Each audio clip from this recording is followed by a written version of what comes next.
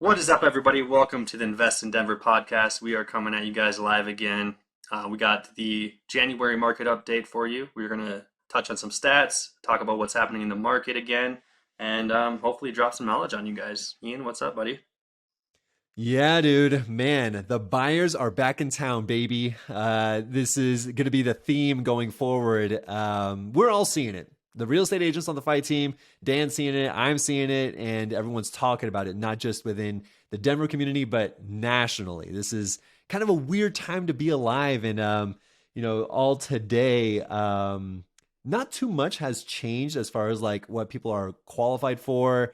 People have been seeing that interest rate like stay. I'm sorry, I'm going straight into the statistics here, but this is Go like what's on been going hot on in my for it. head. This is shower This is talk what's for been you. going on in my head. Yeah, I'm just going and like shotgunning all my thoughts like right here, right now, So, I mean, it's been on my mind for the past like week or two, or maybe even the past month, where interest rates have just been pretty steady ever since like Q4 and Q3 of 2022. Mhm. And nothing else has changed, but all of a sudden buyers are just on the market now. It's pretty insane.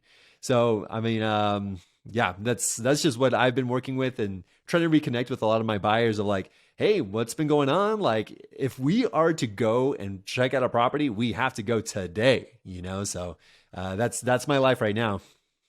I think you're foreshadowing into the entire podcast right now because this is exactly what we're seeing. We're like, what the hell happened this last month?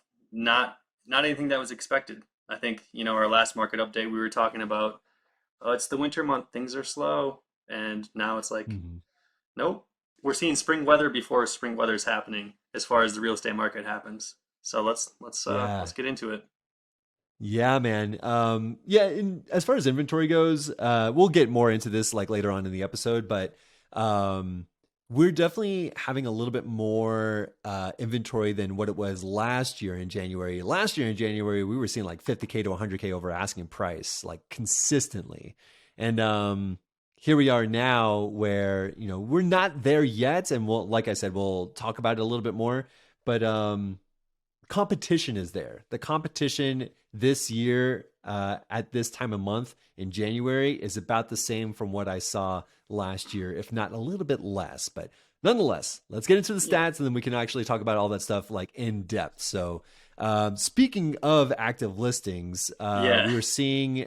Yeah, we're seeing like in January of 2023, 4,120 at month's end in January. And then at month's end in December was 4,757. So month over month, it has decreased pretty significantly. But year over year, as I was mentioning earlier, is that inventory has significantly increased from last year. So it's up about 200, almost 250% year over year. Super crazy. I mean, Yeah. is I that was looking something at that that. you're Like seeing too, Dan? this Yeah. time last year, I think we had like 1,200 active listings, which is Yeah. absolutely nuts. That's not a lot of houses. No joke. And I'm this is something that I would like to listen for as well, where like active inventory needs to be a certain supply, like a monthly supply. I don't know if you've heard that before or like listened to it on other podcasts, but on like real estate rock stars, they talk about that all the time where like a good quote unquote healthy market is like having 3 months of inventory active at one time.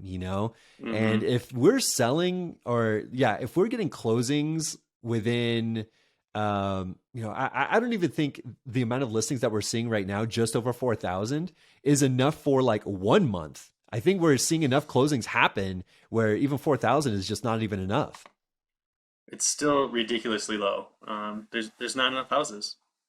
I mean, people are Yeah. still scared to sell. There's lots of different things happening, but yeah, I mean, I think if we were around 15,000 active listings, we'd be close to normal. And right now we're at 4,000. Yeah. So obviously we're a ways off on that. Um, Yeah. it is what it is. Significant. You can't do anything about it. And as we've already touched on, this market changes weeks. Like within a week, everything Yeah. changes. So strategies change, especially if you're an investor based realtor. Your strategy is Yeah. changing every single week, and we're like, okay, let's pivot, let's make something happen. Yeah, So especially sticking on that same strategy, mindset, and mentality behind it. So, Kat and I are looking for a fourth house hack, let's and go. with that going, let's go, baby. I don't know, man. It's honestly the best way, and I am living, breathing proof of this stuff. So, anywho, on my looking for a fourth house hack in the next coming months, and with the competition as it is right now and where prices are right now, it's a little bit tough. So we're going to have to like partner for like capital or get a little bit creative. And maybe that's something we could touch on today as far as like creative financing too, and what you've been seeing and what you've been trying out too, Dan. Because I know Hmm. me, Mike McClern, you, Chad, we're all pretty interested in like trying to get financing on certain deals, especially when people have closed at like 3.5%. Like we want that interest rate. How do you get that without it being marketable right now, you know?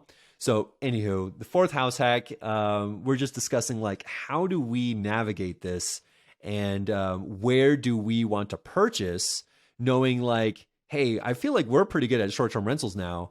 Where is it allowable, especially as an investor and not just a house hacker, right? So True. it all does depend on that strategy going forward, who you work with, the partnership behind it, and all that good stuff. So, yeah, man, it's all part of that equation. I think we have so much fuel to this fire right now. We could just skip the stats potentially and just go off into creative finance. We can talk about different areas for short-term rental. What do you think? Yeah. Yeah. Let's make the stats real quick. Yeah. We won't delve too deep on these stats. I think we should get to the juicy stuff, the creative financing portion of it, and then we'll get Yeah. into the market insights after that. So, anywho, you want to talk about some closed homes in January and December, Dan? Yeah, yeah. So anybody that gets my newsletter, you probably already saw this, but let's we got active inventory is down 13.39% month over month. So we already talked about that a little bit. Closed homes down 30% almost. 2,000 closed homes. That's not a lot. Hmm. Average close price, we're sitting at 626,000. That's down 1.49%. And keep in mind, Hmm. that's all homes. That's the $10 million dollars down to the $100,000 range. Median home price down 3.33%. So median close price, $536,500. So yeah, I mean, that is actually coming down quite a bit. You Yeah. know, what were we at? Like 600,000 just a couple months Yeah. ago. So, I mean, that's coming down and it's kind of leveling up. And then average days on MLS, 46 days, up 7% month Hmm. over month. So um, I think I can touch on this a little bit, Ian, as well. I know we see a lot of homes. We go in and do showings. Again, Yeah. the homes that people they took the extra $5,000 to touch it up with paint, make it look pretty and stage it. Those are going quick. The ones Yeah. that still have the 1970s wood paneling and stuff like that, those are the ones that are sitting for the 46 plus days. And those are the No ones that are also joke. priced a bit high. So, Yeah. um, Yeah, a lot of my buyers are still of that first home buyer category. So it's an immediate turnoff, to be honest. Like they don't even know how to tackle a project like that. And even if it's just cosmetic, like even if it's just like painting the walls or redo the floorings or like taking off wood paneling, they're like, is this glued on or is this cemented on? Like, to be honest, I don't even know myself. I mean, who knows what happened back in the day of like when they first installed it and all that good stuff. So it is such a turnoff for people that are even looking to buy like their first home. to me, who like I have ripped out full kitchens, full sinks, full bathrooms, and when I go into a home and I see a green sink and a pink toilet bathtub, I'm like, are you serious? Like this is a $5,000 thing that you could do yourself, and the average buyer and seller is gonna be like, what is this? I have no idea. This looks really expensive. And it's like, okay, that's really easy to change the pink 1970s toilet, which is like 1 foot off the ground. No Yeah, joke. Yeah, just man. It those are the ones that are sitting. It makes it look like it's something wrong with the place, but it's probably not because those people lived there for 40 years and took care of it like no other. So Yeah, that's the thing too. Like they might not have done things that were cosmetic just because like they might have just got used to it. They Like, liked it. hey, yeah, It this was is our fine. home. Like, Yeah. I don't really got to do anything with this place. I mean, let's say if the sewer gets clogged, yeah, they're fixing that thing, you Yeah. know? So, or the roof or whatever that might be. So it feels lived in, but the bigger issues might be taken care of. But the cosmetic stuff, I mean, put in a lower offer, then you can fix it yourself, you know? So, Yeah. anywho, yeah, you can go on. I know you were stopping on like the average days on MLS, and we're like, oh yeah, that's what you were talking about. Like average days on MLS, those that are sitting are just not putting the extra effort to make it show well, right? Yeah. Yeah, no, like I've been out shopping the last 3 weekends and we got outbid on multiple properties, which we have not Yeah, seen in what, 3, 4 months? Like that yeah. wasn't a thing. So, and this is at asking price. So Hmm. yeah, we're back to competitiveness. And do you love the home? Do the numbers work, especially on our investor side? If they do, Hmm. then let's go. We're not Yeah. we're not stressing over, $5,000 to $10,000. Let's not worry about that because we're gonna see that return within the first year or two. 100%, man. And a lot of people are, maybe some people are curious. No, my brother was selling his home too, and he recently got his offer accepted as well. Oh, And I mean, dude, huge, huge. no, that's And good for if him. it I know. were, dude, for real, when he first listed it, it was, I mean, it could have been a number of different things, right? I think it was like mid to late January when he first listed it, and every weekend since he listed it was like averaging in the teens for weather. So people might not have wanted to go out, you know? So that might have been a big issue. And then also people coming back from the holidays and wanted to like just chill, get to work, and then get back into the motion of things. And then if they really wanted to buy, that's when late January, mid to late January, that's when we started to see things pick up real quick, you know? Yeah, Insane. no, 100%. Because I don't know about you, but post holidays, I was just trying to get by and get back in the swing, just like Yeah. everybody else. Like the last thing people want to think about is moving. Hmm. It's Yeah, not really especially in on the top of the winter list. when Yeah, you're seeing temperatures in the teens. You're like, F that. yeah, One last statistic that I wanted to bring up too is the close price over list price. So, as a reminder to people who haven't listened to this before, a 1-to-1 ratio where close price equals list price is 100%, which means, $500,000 list price, you're putting an offer at $500,000, right? So in January, we saw that ratio be 98.15%. So the close price is about 1.85 percent less than what the list price wanted for the sale of the property. So we're still seeing some like offers being accepted under asking price, but then again, like this is for the entirety of January. And like I said before, and maybe Dan's seeing this as well, like the beginning of January, holidays were happening. It was really cold. I think, I mean, on a separate tangent, snow, we were getting like significant snow. Like I want to see, well, I want to say on certain news channels that locally we were getting like 150% more snow than the average. Like in January, it's pretty insane. So anywho, like not much was happening in like the beginning or mid January, but at the end of January, I think February statistics are going to be pretty significant going forward. yeah. I'm counting big time on this February. We're gonna see a very good projection of what's gonna happen in the coming months. January is kind of just a weird Yeah. thing. I mean, I got an all-wheel drive vehicle finally, and thank God because I definitely drove through some ditches. What'd you get? A Hyundai Tucson. Don't judge. Oh, baby. Yeah, it's Yeah. Why not a Subi, dude? no, didn't. I mean, it just didn't work out. We got a good Just a price, straight up and no. then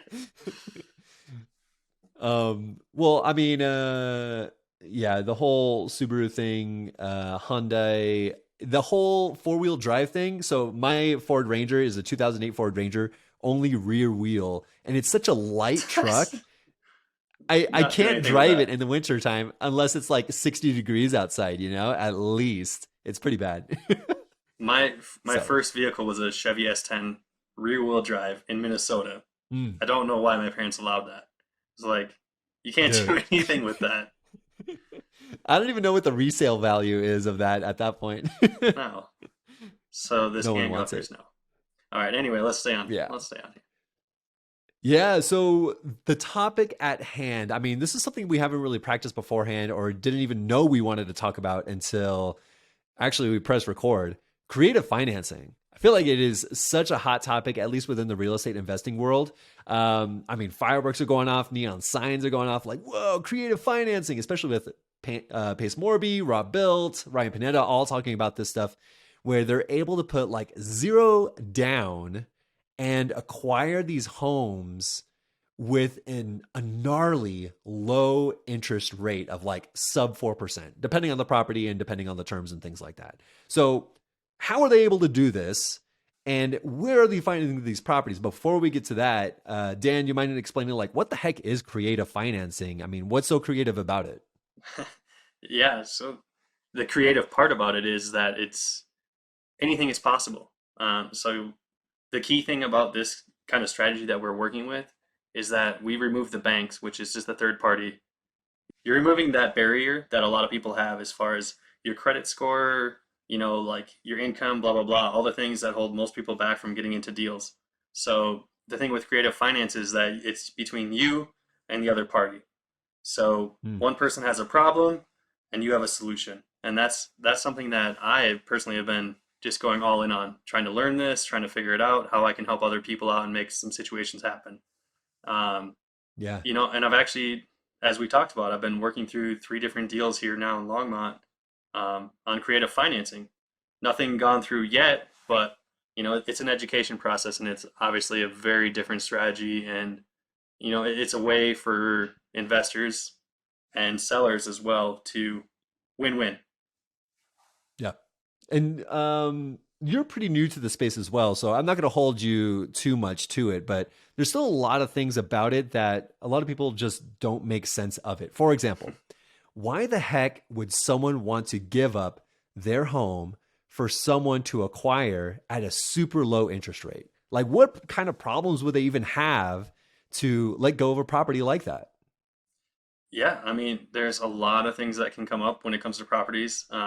Most people don't want things to happen this way, but if you have to relocate for a job, and especially in this market where it could take 3 to 6 months to sell your house, this could make sense because it's a way for you to actually make more money versus just taking a loss. Um, Hmm. it's mostly situations where sellers have to sell and Yeah. or tired landlords that just don't want to deal with it, but also want to continue to get that cash flow. So the Yeah. best part about this is that it's called creative for a reason because there's no limits to the way that you can actually structure these types of deals.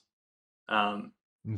it can be a deal that's spread out over 100 years, and it could be going towards your grandchildren or future like that.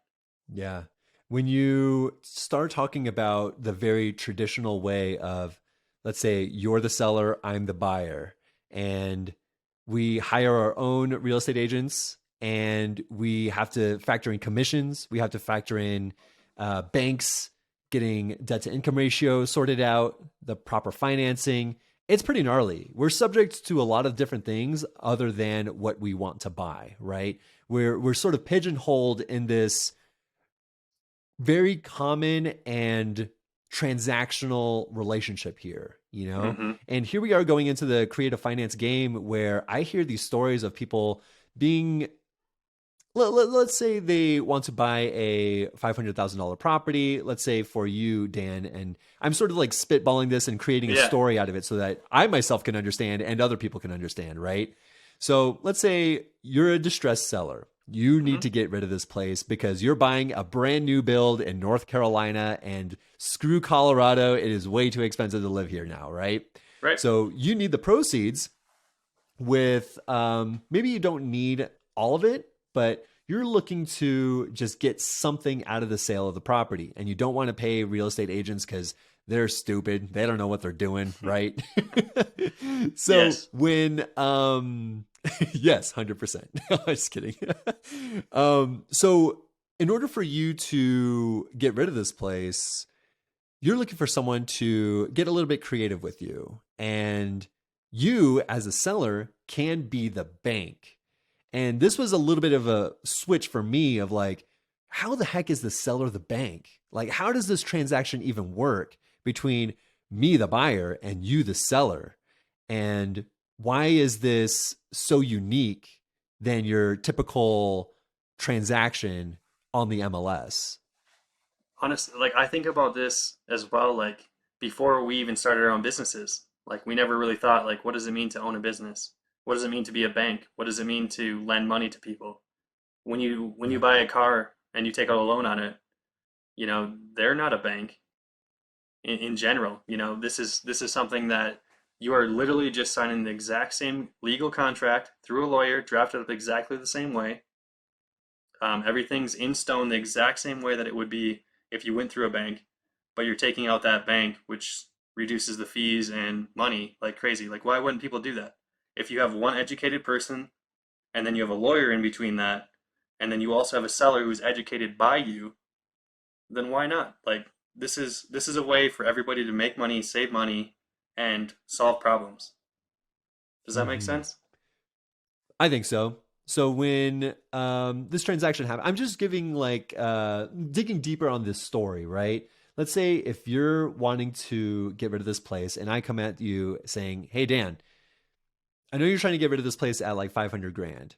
Mm-hmm. Um, although terms are just as important as the purchase price, Yeah. because if the purchase price is a certain amount, how soon do you have to pay that off? What interest rate is this? Is there a balloon payment? I know we're getting into terms here or like specific terms here, but like there is some definitive reason why terms are just as important as price. So do you mind giving an example of like what that might look like and how you would like it structured as the seller, If I was the seller, if you were the seller? Yeah. yeah. So using a $500,000 property, for example, this is exactly what I was just doing here in Longmont. So this is perfect. Um, so if these sellers were to put this property on market, assuming it sold, they have about $280,000 in equity. Sorry for you guys that are listening. This is probably going to be confusing, but assuming they have about $280,000 in equity, they're going to be paying between 6% in commissions, which is about $30,000, and then they're going to be also paying closing cost of 3 to 6 grand, depending on how you structure the deal, right? So when that all comes down to it, they're going to net probably about $150,000 if this goes through. And depending on the situation as well, they might be paying taxes on that if they have not lived there 2 of the last 5 years.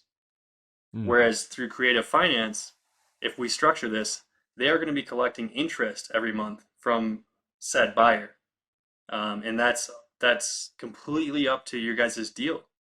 So like you could put it Mm-hmm. at 5% interest on a 1 year balloon, 5 year balloon, 15-year balloon, which we should probably explain. A balloon payment just means you set this up on a typical 30-year mortgage, but within 5 years, if you're doing a 5 year balloon payment, that means you either need to refinance that or you need to reconsider terms at that point. Mm-hmm. Correct? So that's that's kind of where it comes to. It's up to you guys if you are doing these type of creative deals, which I think everybody should be going after this if you're an investor or seller that needs some help.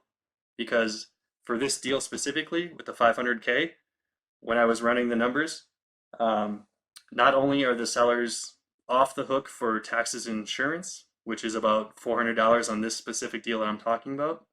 So I'm covering that $400. I'm responsible for anything that comes up. If water heater goes up, boom, that's mine. That's not theirs. Mm-hmm. They're no longer paying property management. And also, I'm responsible for the house. If I don't make the payments, these sellers get that back. They get the house back. They get everything that I've done to the house back, which I know to a lot of sellers, it's like, well, what if you trash my house? Why would any investor do this and then trash a house when they know that they're potentially losing their down payment, the loan pay Mm. down, and all the money that they're putting into it? So Yeah. this deal specifically, it comes out to be about $540,000 total that they would net or that they would get for purchase price, including interest, and they would net about $300,000 after the loan payoff on a 5-year balloon. Not I could talk bad, about if this you stuff ask all. me. I could talk about this all day because I get really excited about it. Yeah, Just no because it helps joke. both sides so much, and it just takes people like us that are trying to educate and constantly learn. I don't know about you, but I love learning, and this is a new strategy Mhm. that I can just see a lot of potential to help other people. Yeah. So with this specific loan, I know that it's not a fully paid off home, right? So if it's not a Correct. fully paid off home, that means they have a mortgage on it. So are you going to be assuming that mortgage, or how does this work out as far as title, mortgage, and who's on the loan? Very different terms there as far as assuming versus subject to. So Okay. in this situation, you could either assume their loan, which would mean you need to qualify, just like a typical lender, you need to go through qualification, and then you would assume that loan, it would come into your name. Subject to, which is what we're talking about, is the loan stays in the seller's name, you take over payments, you take over title of the house, and you are responsible for everything on that. The only thing in the seller's name is the loan, which Hmm. which happens quite often, and it's not that different of a thing. So then, from my understanding, let's say you are paying off that loan, which is the mortgage itself, and you're also paying the seller as well. Is that right? Hmm. Okay. So So whatever that amount is, let's say you're giving them an extra like $400 or whatever that interest rate that you agree with the seller, yeah? Or how does that work? so it all depends on the situation of the seller, right? So Hmm. this seller, we'll just use a hypothetical. They owe about 280, and the property price that we offer them is 500. So the difference between what they owe on that 280 and then the other part is the part that we would finance through the seller. So in this example, we would use a percentage of what they actually have in equity, and then Hmm. that's the part that we would finance. So that's the part where it gets crazy because you can do whatever you want. So, for Hmm. example, what would be 240 probably in equity? 240, yeah, something like that. So the seller has $240,000 in equity. You can make up whatever terms you want. Let's say 2%. So that would put them at getting around $400 to $600 a month just on interest only payments on that equity until you pay off this loan. So the sellers not Got it. only they're off the hook on maintenance, insurance, taxes, plus they're getting $400 a month in interest. And who holds this money that you're giving to the seller? Is there like an escrow account in between, or are you paying them directly? How does that work out? Yeah, so it'd be the same as a mortgage insurance company. A third party company would take your money in and they would send it off just like you had a typical mortgage. Yeah. And I feel like the reason why it's so popular these days, and you've alluded to this, and I've alluded to this, where, I mean, with a lot of our properties, mine included, we got some significantly low interest rates. For Yeah, example, like on my San Diego property, I have 3.5% on an investor loan, and here at my parents' place, they got 3.75, and in Raritan, my current house hack, I'm looking at like 4.25. And that's a pretty significant difference. And not that many people know that, where it's like 6.5% where we're hovering at right now, versus at 4.5%. That's hundreds, if not $1,000 per month that you're saving if you have that 4.5% versus that 6.5. It's so significant. And so if you're able to like find these sellers that are willing to work with you on this and looking for that extra bit of cash, like as a monthly payment going forward, while they move on with their lives and knowing that you're going to be taking care of the place. I mean, it's a yeah. win-win, like you said. It's crazy.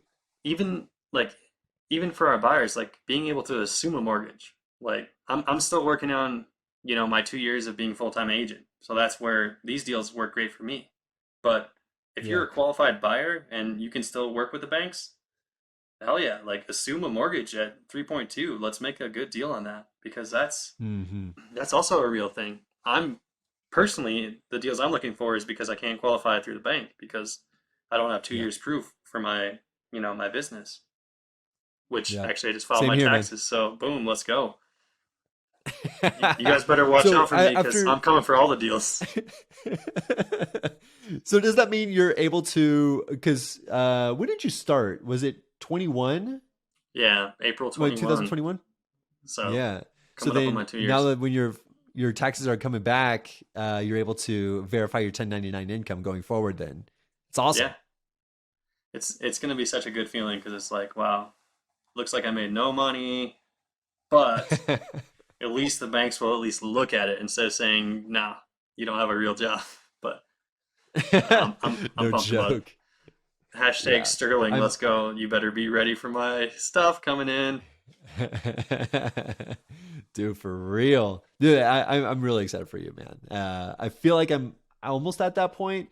I think I have to wait till 2024. I got my license in 21 October, but I didn't get my first closing until March of 22. So is that the case? Like I need to have a full year first before I can like verify that income? Is that the case? I know you're not a CPA. Why would you quote me on that? I literally not a CPA, but from what I know, it's I'll probably be using bank statement loans just because I have 2 years of consistent bank statements coming in.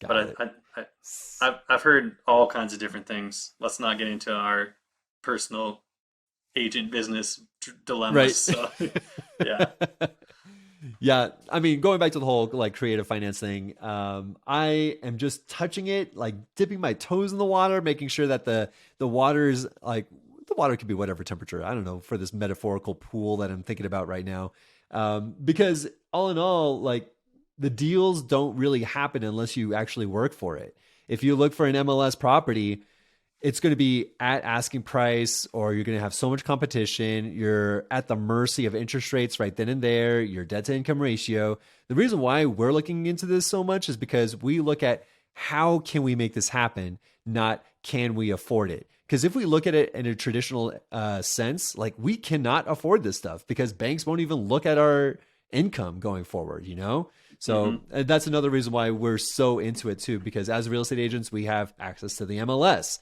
and we just go forward with that and know how to work certain transactions, negotiations, and things like that for our own purposes and not just for our clients. So definitely a useful tool going forward, man. Awesome. Where it are goes you to learning this show. stuff, man? YouTube for sure. Anybody can Mhm. learn this stuff. I I spend a lot of time on YouTube, lots of different webinars, constantly just Mhm. consuming content, podcasts. If you're not doing that, then definitely reach out to us because we can connect a lot of different channels. The best way to honestly make this stuff happen is connecting with other people that are trying to learn it too. Because I know you and I and Mike McLaren and stuff like that. We've connected. We started a little bit of a mastermind, I guess you could call it. And Yeah.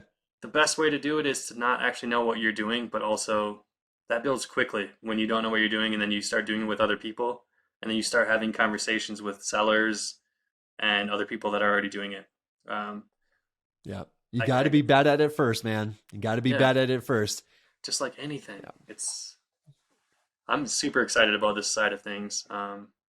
The bigger my network gets, the more deals that are coming my way, and all the more reason to work with a realtor that actually is out there making calls, out there connecting with people, not afraid to say they don't actually know what they're doing for certain things, and continuing to grow. Like that's been my biggest thing this far this year, is just Yeah. not being afraid to admit, like, hey, I got a lot to learn. Let's learn this new thing. You know? Yeah. And speaking of that too, a little bit of a tangent, but staying on that same path of I might not know everything, but I'll walk it through with you is I have a client who's looking at mobile homes. Mm, And with a lot of these banks, like they don't want to have a loan that small. It's just the juice is not worth the squeeze to them, you know? So with like a price point of like 80 grand, you might as well buy it all cash because you're not going to find many lenders that can finance that for you. So I told my client, like, I have no idea what this realm is like. However, I'm interested in helping you out. Number one. Number two, how does this whole thing work? Like Yeah. if there are certain lenders in the mobile home space that I'm not aware of, there's probably certain lenders for, let's say, land, or certain lenders for, I don't know, more commercial space, which is obviously a commercial broker, but nonetheless, like this is all a learning experience. And I just asked for her patience along with it. And she was like, yeah, cool. We're all learning this together, you know? So I think having that curiosity aspect to it and the willingness to help out the next person or your next client or whatever that might be, it just makes you a much more formidable force going forward. And you know what to do going forward. Let's say for some reason you need to help your aunts get into a mobile home or something like that. You know that process going forward. So Yeah. it's honestly just in your skill set, you're building up that knowledge base and you're just becoming a more dangerous agent out there. I mean, nobody knows everything. Like, and if they say they can, then I wouldn't work with them because that's a lie. You know what I'm That's saying? right. Like, Yeah, I'm for I sure. humble myself and I take pride in people that can actually tell me, like, hey, let's learn this together. And I trust you because you're a good person in general, which is what I Yeah. take pride in, being a good person in general. And then on top of Yeah. that, like if I don't know something, I'm gonna figure it out. I'll tell you that much. Whether it's connecting Mhm. with you or other people in the team, like I'll figure it out and I'll make sure it happens the right way. And that's the Yeah. way it should be, I think. You know what I'm saying? Yeah. On a more personal development level too, a lot of people can change jobs, change LLCs, or build a new company and things like that. But your reputation stays with your name. You only have one name. Mm-hmm. And if people are just not trusting of you, like, or Well, I've very changed much my do name trust twice you. actually, but Wait, for real? no. There's only one Dan Guenther, so actually it's Yeah, not true. it's the yeah Danielle Ginther. Yeah. Yeah, go. I mean, it's your reputation does come with the name, and you only have one name. How are you going to build it? So, no matter what you start, it's always going to be tied to your name and whether people will trust that brand that you build going forward. So, anything else you want to talk about, like creative finance, before we sort of wrap this up with the last part of the market these days, what January looked like, and then what do we expect going forward, Dan? I think we definitely went on a tangent. I really like that because that's something I'm super into right now. But Yeah, um, no, I think February is going to be interesting. Let's yeah, sum it up that way. We are already seeing spring market type of activity right now, which is pretty yeah, crazy. And if you like a property, let's go for it. Let's make something happen. yeah. Talk to your agent, talk to your lenders, get some things locked in right now. I honestly, I have no idea what's going to happen, but just the way that things are progressing right now, I'm already seeing a super hot market coming for spring. So Yeah. if you're an investor, like let's talk now. If you're trying to sell your property, let's talk now and make sure that we are ready to go for spring so that we get you the best possible price. Um, there's just so many things that are changing every week that it's really hard to predict, and it's hard to actually give solid advice on what's going to happen. Mhm. So 100% agree, man. Going into like this coming month, going into February, the one last stat that I did check before we hit record was like the 7-day market watch on the Denver Metro Association of Realtors, seeing how many new listings hit the market, how many price decreases there were pending and closed. So just wanted to just wrap that up with statistics on that and just give people a perspective of what the things of what's going on like in like right now, like literally within the past 7 days.